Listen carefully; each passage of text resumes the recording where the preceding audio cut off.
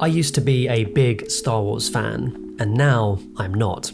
Don't worry, I'm not upset that they cast women in it or that Luke Skywalker milked something. Mostly I'm just sad that free, fun movies stuffed with new ideas became a jumping off point for a franchise obsessed with recreating its own history.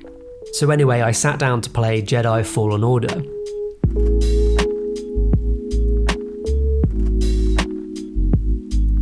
Taking place between the prequels and the original trilogy, it's about Cal Kestis, a young Jedi who's hiding out on a trash planet trying to avoid persecution when he gets the call to adventure to discover an ancient Jedi secret and bring back his people.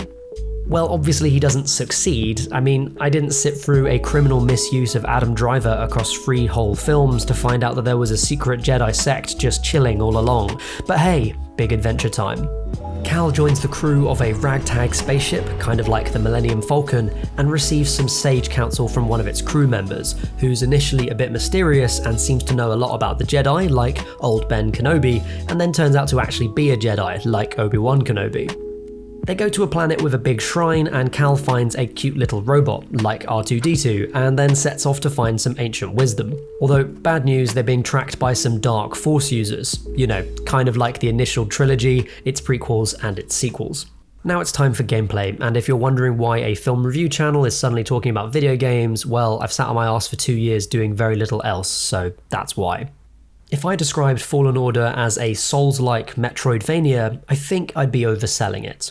In a Metroidvania, you unlock new abilities to traverse areas, embracing backtracking to layer story and gameplay challenges together in limited maps, and opening up the possibility of unintended routes through the game. It's all about fostering a sense of agency in the player. And to me, Fallen Order fails at that central design idea. It is a Metroidvania, but one rigidly on rails, where backtracking is delineated by story beats instead of exploration. And don't get me started on the map, because, I mean, look at it, honestly, cursed object. As for Souls-like, that sort of implies that the combat has depth, strategy, and variety, all of which, to me, are sorely lacking. There's a parry system which is unnecessary for the weaker enemies and fully ignored by the bosses, a lock-on that clocks off, and just one weapon.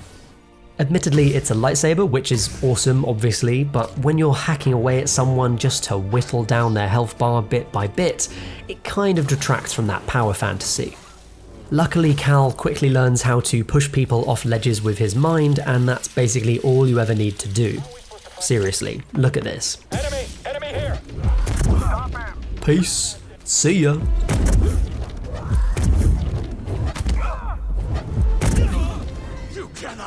I'm going. There's no doubt that Fallen Order is gorgeous to look at. It's full of lush immersive.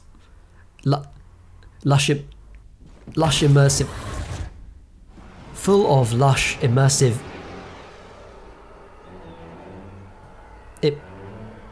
Full of lush, immersive worlds, its beauty is only limited by its inability to load textures or even characters.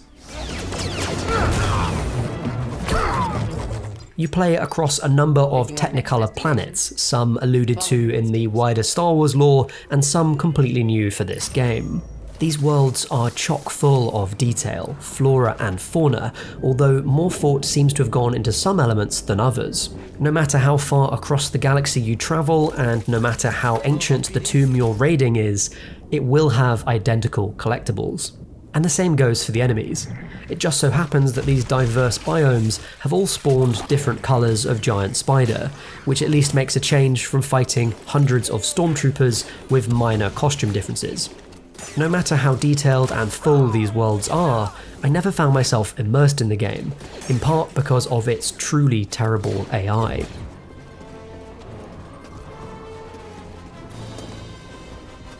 Come, fight me. Okay, do you want to just... Are you good? Come back here. Get the outsider. If it were up to me, all outsiders would suffer.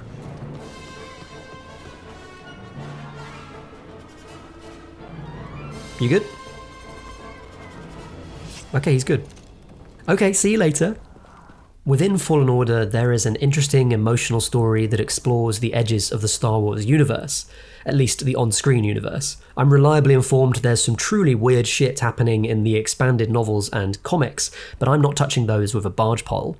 The emotional story within the game is unfortunately undermined by a need to lean on the archetypes and trappings of the original trilogy, a problem that affects all Star Wars stuff since those first 3 films. This is most clear in the final moments of the game, and spoilers ahead, where a satisfying conclusion for that emotional arc for both Cal and the lead villain is deemed unworthy of being the game's true ending, and so instead, Darth Vader shows up.